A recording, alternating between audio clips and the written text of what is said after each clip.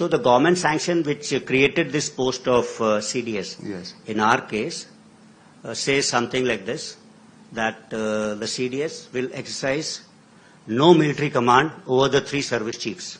Right. The operative word is, I will not exercise military command. So I cannot command the Air Force chief to do X or the Army chief to do Y. Absolutely. Or the Naval chief to do Z. That is not there in our case. That doesn't mean that I don't have operational role, the question which you asked. Yes. So I derive an operational role from the Chiefs of Staff Committee, of which I am a permanent chairman. Like in Operation Sindoor, most of the decisions were taken by the Chiefs of Staff Committee, and for which I was the permanent chairman. So here, there is an operational role for me. I also have a direct operational role, or say, I supervise things in new domains of warfare. May not be in land, maritime, or air, but in space, cyber, cognitive, electromagnetic domains. These are the these new domains domains. directly, because they are under headquarter IDS. Right. They are directly under me. Even the Special Forces division that is AFSOD also. also. AFSOD is also under you. So these are some domains over which one exercises command directly.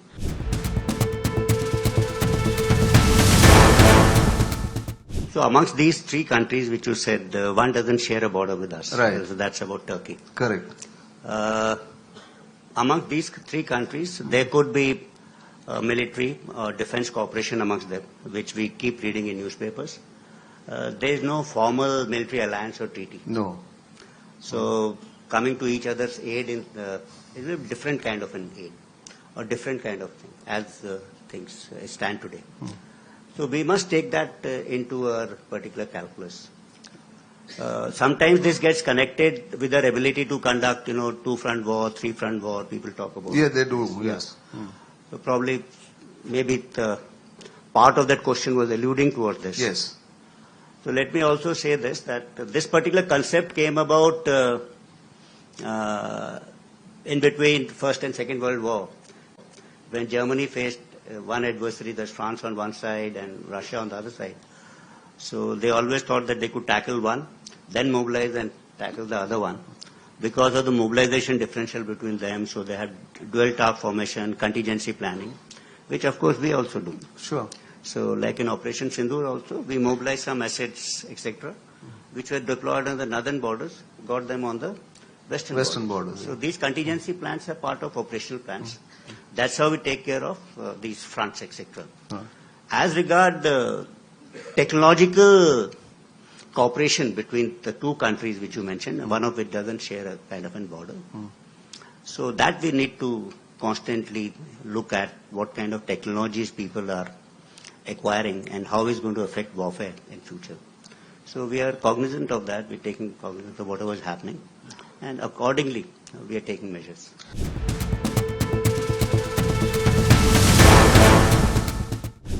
Not long back, till about 2-3 years back or till recently, when we would say that armed forces must have a mix of obsolete equipment, contemporary and futuristic niche equipment. So 40% could be old equipment that you should be able to fight, 30% should be contemporary, which we should be able, and 30% should be niche, state-of-the-art kind of equipment.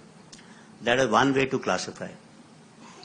I am looking at classifying it in a different manner. I am saying that today these are revolutions in military affairs. First revolution in military affairs was maneuver warfare. Maneuver, yes. The second was net-centric warfare. And right now we are at a cusp of third revolution in military affairs, convergence, or you could say intelligent or data-centric kind of warfare. So we could have and classify our equipment and a modernization by saying 60% of it will be, say, maneuver warfare, support maneuver warfare. 30% could be to support net-centric warfare. And 10% could be to support cognitive, intelligent, or which I said, the non-nuclear static deterrent, that kind of deterrent, that kind of warfare. That could be one. To do this, we are changing our procurement plans. So they are not getting derived out of ICDP, Integrated Capability Development Plan, which is a different method than what we were following earlier. We are also involving large number of ORSA studies to find out the right equipment in numbers and quantities for the requirement. Especially I'm doing it for equipment which is required for all the three services, say like helicopters, air defense equipment, missiles. So such kind of equipment we go through an ORSA study. Otherwise, we used to procure more than probably what we needed in a competitive kind of. Would you explain to the audience ORSA what it means? Operational Research and Scientific Analysis. It requires there's a special branch which looks at various tools to arrive at optimum number of things.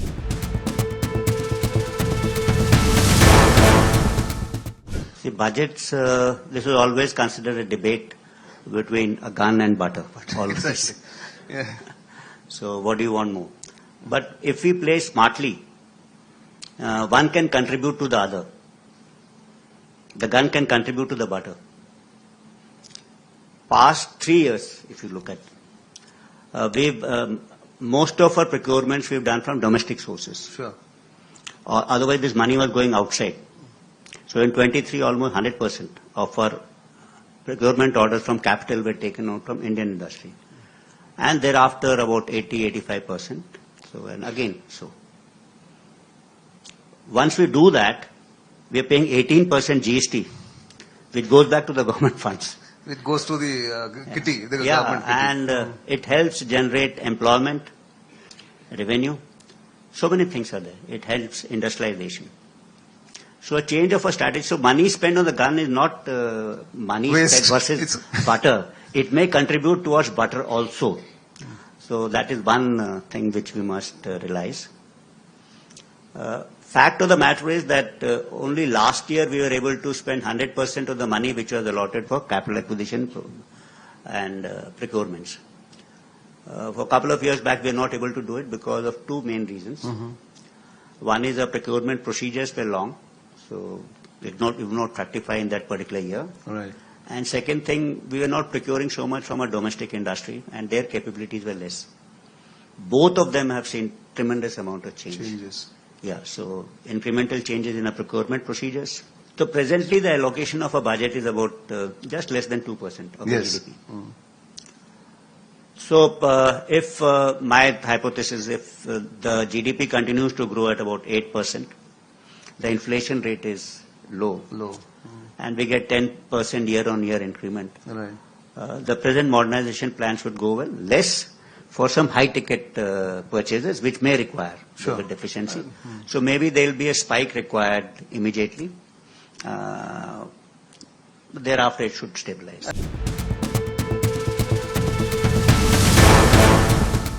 Looking at challenges, you can't say that Western adversary or Northern adversary. Sometimes it is. We have to keep living in three states of past, present, and future, all at the same time. Sure. So you can have Doklam, you can have Galwan, you can have Uri, Balakot, constantly. Absolutely. So it's alternated between the two, actually. So the only thing you can, which doesn't change, or which we should be looking at, is that there should not be a differential in technology or capabilities so much that the other side has a cakewalk. So that we should be wary of, whether it is infrastructure or capabilities.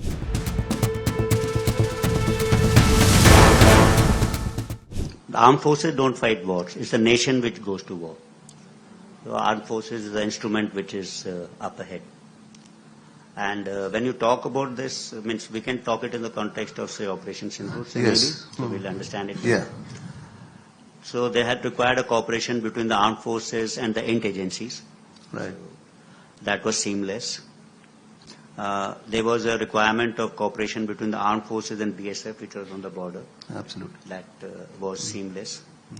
There was requirement of a cooperation between space segment, cyber, which is distributed in various capabilities in a nation. Space is with ISRO. So that also was well coordinated. Sure. And this coordination is done largely at two levels, or rather three levels. One is NSA's level, the national agencies. Sure. He was able to coordinate that. That is a good part. Three services, Chief of Staff Committee, CDS, that is one. And RM Office and Raksha Mantri, getting all the secretaries with defense production, ex-servicemen welfare, notification that within few days, Operation Sindoor, Raksha Mantri gave. He gave emergency pass for procurement. We gave the army permission to mobilize territorial army units immediately, within 24 hours. Right. So all this, the Coast Guard were placed under command. So this is MOD's coordination, Sure. Ministry's coordination. And at the national level, I told you NSA, and between the three services. The big challenge over here is that we should know the capabilities of others. Then only can you ask a capability. If you don't know this capability of some other service, or say someone has a capability in say cyber, you come to know, don't know Much about later. it. You Much don't know. later. How can you procure Yes, it, or yes. how can you So that's the requisition challenge. it? Yes. Yeah.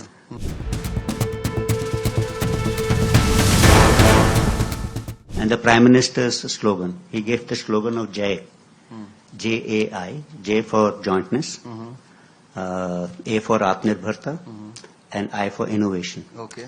Jointness I have spoken about. Yes. And how we need to look at capability not only among the three services, but in the services and industry services and CAPF, DRDO and academia. Right. So that is jointness part. Atmanirbharta means there is no two way that the only way forward is to be self-reliant. Absolutely. And if you are reliant on something, it should be a QPQ kind of a thing. Someone else should also be relying on you. Right. You just can't be relying on outsiders. So this is the kind of world we are entering now. Yes. And it's very, very important.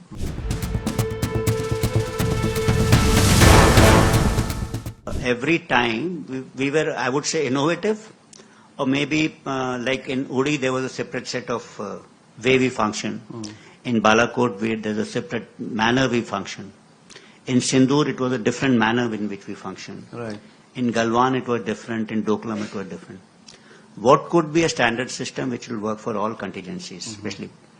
So I'm just giving you an example of the kind of things we are grappling with. Otherwise, most of the things we are done, and by and large, everyone is on board. Less these little issues.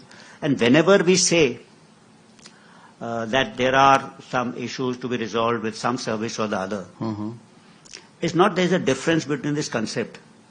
Every service is working out from a nationalistic viewpoint that they are best suited to actually take care of a particular threat. It is from that this thing he is saying that no, we want to do it like this.